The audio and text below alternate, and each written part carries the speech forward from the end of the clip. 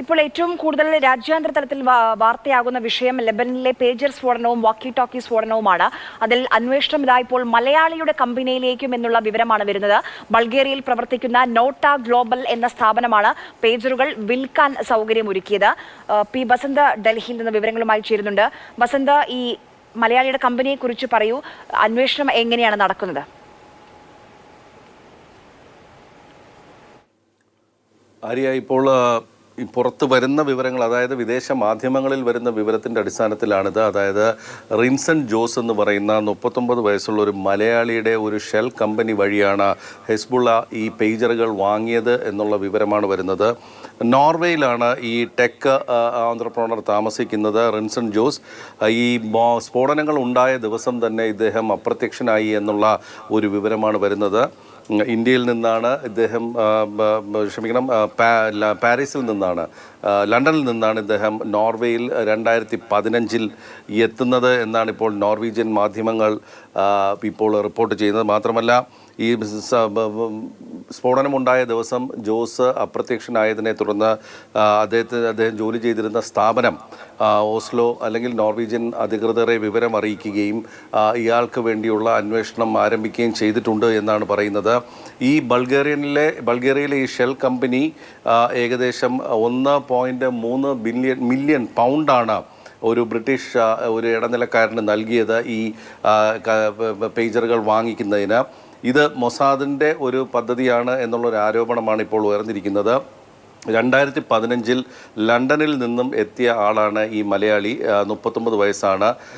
മാത്രമല്ല, ഇപ്പോൾ നോർവേയുടെ ഡൊമസ്റ്റിക് ആഭ്യന്തര ഇൻ്റലിജൻസ് ഏജൻസികൾ കഴിഞ്ഞ ദിവസം ഇതുമായി ബന്ധപ്പെട്ട അന്വേഷണം ആരംഭിച്ചിട്ടുണ്ട്. മാത്രമല്ല, ഇദ്ദേഹത്തിൻ്റെ അയൽക്കാരൊക്കെ തന്നെ ഇയാളെ കണ്ടിട്ട് ഏകദേശം മാസങ്ങളായി എന്നുള്ള വിവരവും ഇപ്പോൾ മാധ്യമങ്ങൾക്ക് നൽകിയിട്ടുണ്ട്. ഓസ്ലോയുടെ തൊട്ടടുത്തുള്ള ഒരു വളരെ ആഡംബര ഒരു സ്ഥലമായ മോർട്ടൻസ്വുഡിലാണ്. ഞാൻ ബസന്തിലേക്ക് മടങ്ങി വരാം. നമുക്കിപ്പോൾ അറിയാൻ കഴിയുന്ന വിവരങ്ങൾ ഇതൊക്കെയാണ്. റിൻസൺ ജോസ് മലയാളിയാണ്. പേജർ ആക്രമണത്തിലെ അന്വേഷണം മലയാളിയുടെ കമ്പനിയിലേക്ക് നീങ്ങുകയാണ്.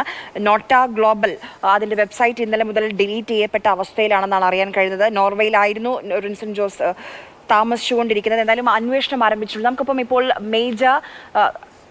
കേണൽ എസ് ഡിന്നി ടെലിഫോൺ ലൈനിൽ ചേരുന്നുണ്ട്. കേണൽ, മലയാളിയുടെ കമ്പനിയിലേക്ക് കൂടി അന്വേഷണം നീളുകയാണ്. കൂടുതൽ വിവരങ്ങൾ അറിയേണ്ടതുണ്ട് സ്വാഭാവികമായും.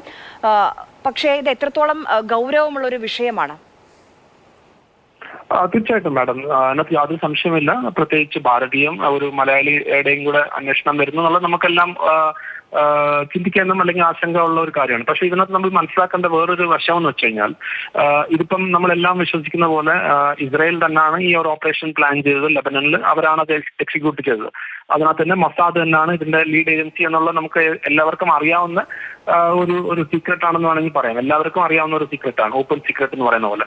അത് അവരവിടെ പ്ലാൻ ചെയ്ത സമയത്ത് അവര് ഇതുപോലെ പല കമ്പനീസിനെയും കൂടെ ഒരു ഷെൽ കമ്പനീസ് അല്ലെങ്കിൽ ഫേക്ക് ആയിട്ടുള്ള കമ്പനീസിൽ നിന്നിട്ടാണ് അവർ ഇതിന്റെ ഈ പേജറിന്റെ ഓർഡർ എടുക്കുകയും അവർ തന്നെയാണ് അത് കഴിഞ്ഞിട്ട് പിന്നെ അവരുടെ നിർദ്ദേശപ്രകാരമാണ് അത് ബിൽഡ് ചെയ്ത് അതിനകത്ത് എക്സ്പ്ലോസീവ്സ് വെച്ച് അവർക്ക് അത് ഇൻഫിൽട്രേറ്റ് ചെയ്യാൻ അല്ലെങ്കിൽ നുഴഞ്ഞു കയറി ഇങ്ങനത്തെ ഒരു കാര്യം ചെയ്യാൻ സാധിച്ചത്.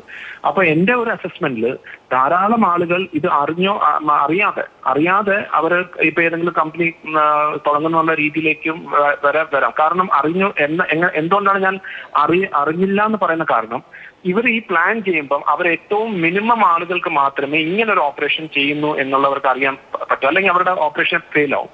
അപ്പൊ അതുകൊണ്ടാണ് ഇദ്ദേഹത്തിന് ഇപ്പം റിൻസൺ ജോസ് എന്നുള്ള വ്യക്തിയുടെ ആ ഒരു കമ്പനിയിലേക്ക് ഈ ഇത് പോകുന്നെങ്കിൽ തന്നെ അദ്ദേഹത്തിന് ഇതിനെ കുറിച്ച് അറിഞ്ഞിട്ടാണോ ഇല്ലയോ എന്നുള്ള ഒരു ക്ലാരിറ്റി ഇതുവരെ നമുക്ക് കിട്ടിയിട്ടില്ല.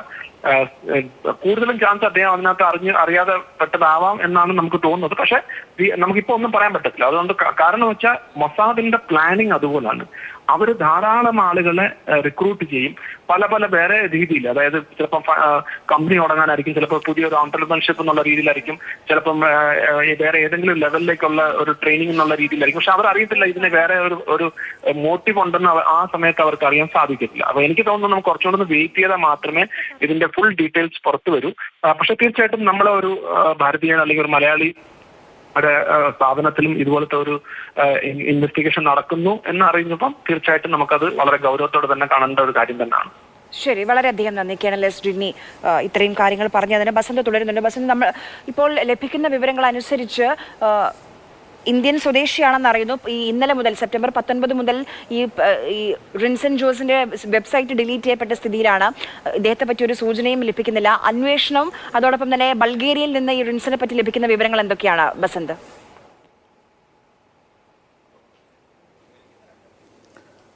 ആര്യ, ഞാൻ ഇതിലെ വിവരങ്ങൾ നൽകുന്നേ ഉള്ളൂ, ഒന്ന് പൂർത്തിയാക്കാനുള്ള സമയം തരണം.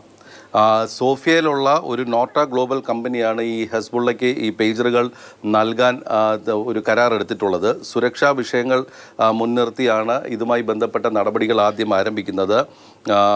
റോയിട്ടേഴ്സ് ആണ് ഇതുമായി ബന്ധപ്പെട്ട ആദ്യം അന്വേഷണം നടത്തിയിരിക്കുന്നത്. റോയിട്ടേഴ്സ് റിൻസൺ ജോസിനെ ടെലഫോണിൽ ബന്ധപ്പെട്ടിരുന്നു. ടെലഫോണിൽ ബന്ധപ്പെട്ടപ്പോൾ എനിക്കൊന്നും പറയാനില്ല എന്ന് പറഞ്ഞ് അദ്ദേഹം ഫോൺ വെക്കുകയായിരുന്നു. പക്ഷേ പിന്നീട് അദ്ദേഹത്തെ ബന്ധപ്പെടാൻ കഴിഞ്ഞിട്ടില്ല എന്നാണ് ഇപ്പോൾ റോയിട്ടേഴ്സ് റിപ്പോർട്ട് ചെയ്യുന്നത്. അതേസമയം ഇദ്ദേഹത്തിൻ്റെ അയൽക്കാർ, അതായത് ഈ ഓസ്ലോയിൽ ഇദ്ദേഹം താമസിക്കുന്നതിൻ്റെ വീട്ടിൻ്റെ അടുത്തുള്ളവരൊക്കെ തന്നെ ഇദ്ദേഹത്തെക്കുറിച്ച് വളരെ നല്ല അഭിപ്രായങ്ങൾ പറഞ്ഞിട്ടുണ്ട്. അദ്ദേഹം അമേരിക്കയിലേക്ക് പോയിട്ടുണ്ടോ എന്നുള്ളൊരു സംശയം ഇപ്പോൾ റോയിട്ടേഴ്സ് പങ്കുവെക്കുന്നുണ്ട്. മാത്രമല്ല, നോർവേയിലെ അധികൃതർ ഇതുമായി ബന്ധപ്പെട്ട അന്വേഷണം ആരംഭിച്ചിരിക്കുന്ന ഒരു പശ്ചാത്തലമാണുള്ളത്. പക്ഷേ global.com എന്നാണ് ഈ റിൻസൻ്റെ ഉടമസ്ഥതയിലുള്ള ഈ ബൾഗേറിയയിലെ സോഫിയയിലുള്ള ഷെൽ കമ്പനിയുടെ വെബ്സൈറ്റിൻ്റെ പേര്. ഈ വെബ്സൈറ്റ് ഇംഗ്ലീഷ്, ബൾഗേറിയൻ, നോർവീജിയൻ ഭാഷകളിലാണ് അവരുടെ പ്രവർത്തനങ്ങൾ ഈ വെബ്സൈറ്റിൽ പരസ്യപ്പെടുത്തിയിരുന്നത്. പക്ഷേ ഇപ്പോൾ ഈ വെബ്സൈറ്റ് പൂർണ്ണമായും അപ്രത്യക്ഷമായിരിക്കുന്നു എന്നാണ് പറഞ്ഞിരുന്നത്. ഇതിൽ പ്രധാനമായും ഈ ടെക് സൊല്യൂഷൻസ് ആണ് ഇവർ ഈ കമ്പനി നൽകിയിരുന്നത്. അതായത് ടെക്നോളജിയുമായി ബന്ധപ്പെട്ട എല്ലാ വിധത്തിലുള്ള സേവനങ്ങളും നൽകാൻ ഞങ്ങൾ തയ്യാറാണ് എന്നുള്ളതാണ് ഈ കമ്പനി പ്രധാനമായും പരസ്യപ്പെടുത്തിയിരുന്നത് എന്നുള്ളതാണ്. ഈ നോട്ട ഗ്ലോബലുമായി ബന്ധപ്പെട്ട് ഇപ്പോൾ ഈ സോഫിയയിലെ ഈ സ്ഥാപനത്തിൻ്റെ അഡ്രസ്സിൽ ഈ റോയിട്ടേഴ്സിൻ്റെ ലേഖകരെത്തുമ്പോൾ അത് അടഞ്ഞു കിടക്കുന്ന ഒരു സാഹചര്യമുണ്ട്. പക്ഷേ അവിടെ ഒരു അഭിഭാഷകനുണ്ട് എന്നുള്ളതാണ് അവർ പറയുന്നത്. അതായത് വ്ളാഡിമിർ കുസമനോവ് എന്ന് പറയുന്ന ഒരു അഭിഭാഷകൻ ഈ കമ്പനിയെ പ്രതിനിധീകരിച്ച് അവിടെ ഉണ്ടായിരുന്നു. അദ്ദേഹം പക്ഷേ ഇതുമായി ബന്ധപ്പെട്ട യാതൊരുവിധ ചോദ്യങ്ങൾക്കും മറുപടി നൽകാൻ തയ്യാറായിട്ടില്ല എന്നുള്ളതാണ് ഇപ്പോൾ പുറത്തു വരുന്ന വിവരം. ഇപ്പോൾ അന്വേഷണവുമായി ബന്ധപ്പെട്ട് പറയാൻ കഴിയുന്നത് ബൾഗേറിയയും നോർവേയുമാണ് ഇപ്പോൾ ഈ സ്ഫോടനങ്ങളുമായി ബന്ധപ്പെട്ട അന്വേഷണത്തിൻ്റെ മുഖ്യ കേന്ദ്രമായി മാറിക്കൊണ്ടിരിക്കുന്നത് എന്നുള്ള വിവരമാണ് ഇപ്പോൾ നമുക്ക് പങ്കുവെക്കാൻ കഴിയുന്നത്. ഈ റിൻസനുമായി ബന്ധപ്പെട്ടുള്ള മറ്റു വിവരങ്ങളൊന്നും തന്നെ ഇപ്പോൾ ലഭിച്ചിട്ടില്ല. അദ്ദേഹത്തിൻ്റെ ഈ പടം നോർവീജിയൻ മാധ്യമങ്ങളിലാണ് ഇപ്പോൾ ആദ്യമായി ഇത്തരത്തിലൊരു പടം വരുന്നത്. ഈഫൽ ടവറിന് താഴെ ഇരിക്കുന്ന ഈ ഒരു ചിത്രം ഇപ്പോൾ വന്നിരിക്കുന്നത് ഈ നോർവീജിയൻ മാധ്യമങ്ങളിൽ നിന്നാണ്. ഇപ്പോൾ ഇതിലെ അന്വേഷണം സജീവമായിട്ടുണ്ട്. റിൻസൺ കാണാനില്ല എന്നുള്ളതാണ്. അദ്ദേഹത്തിൻ്റെ ഈ ഷെൽ കമ്പനിയായ ഗ്ലോബൽ നോട്ട എന്നുള്ളത് അപ്രത്യക്ഷമായിരിക്കുന്നു എന്നുള്ളതാണ്. ഈ രണ്ട് വിവരങ്ങൾ മാത്രമേ ഇപ്പോഴുള്ളൂ. ഏതായാലും ബസന്ത്, ഒരു കാര്യം ചോദിച്ചോളൂ. ഇപ്പൊ റിൻസനെ പറ്റിയുള്ള വിവരങ്ങൾ വന്നുകൊണ്ടേയിരിക്കുന്നേ ഉള്ളൂ. ബസന്ത് പറഞ്ഞതുപോലെ ഇപ്പം ലിങ്ക്ഡിൻ പ്രൊഫൈൽ നോക്കുമ്പോൾ നോർവീജിയൻ സ്വദേശിയാണ് എന്നാണ് മനസ്സിലാക്കാൻ കഴിയുന്നത്. കൂടുതലും ഓസ്ലോയിലാണ് ജോലി ചെയ്തിട്ടുള്ളത്, ലണ്ടനിൽ പഠിക്കുകയും ചെയ്തിട്ടുണ്ട്. പക്ഷേ ഇന്ത്യയിലും പഠിച്ചിട്ടുണ്ട് എന്ന് തോന്നുന്നു ആ ലിങ്ക്ഡിൻ പ്രൊഫൈൽ നോക്കുമ്പോൾ.